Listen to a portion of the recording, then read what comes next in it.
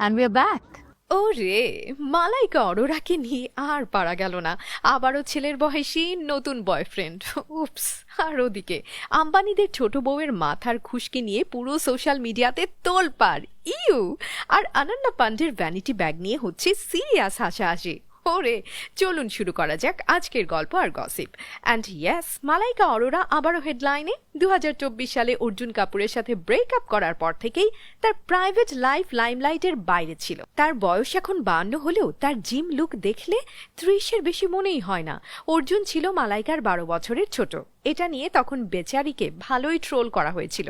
এরপর বছরখানেক সে তার রেস্টুরেন্ট ব্যবসা নিয়েই ব্যস্ত ছিল, কিন্তু একটানা বেশি দিন সিঙ্গেল থাকাটা এই হট ডিভার জন্য মুশকিল।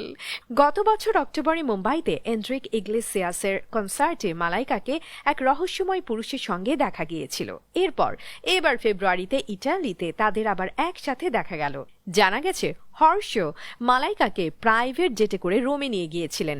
রোম্যান্টিক ডিনার, কলোসিয়ামের সামনে ওয়াইন, আর রাতে হোটেলের ব্যালকনিতে candle night dinner. Wow, valentine's week চলছিল, তাই রোমের ট্রেভি ফাউন্টেনের সামনে মালাইকা লাল ডিনার গাউন পরে হর্ষের কাঁধে মাথা রেখে সেলফি তুলেছেন।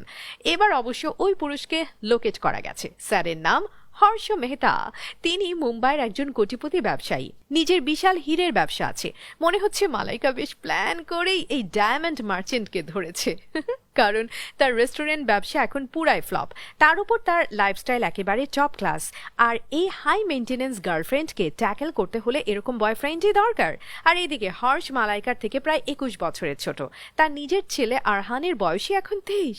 পাপারাজ্জিরা তাকে চেপে ধরে জিজ্ঞেস করেছিল কে এই হর্ষ মেহতা।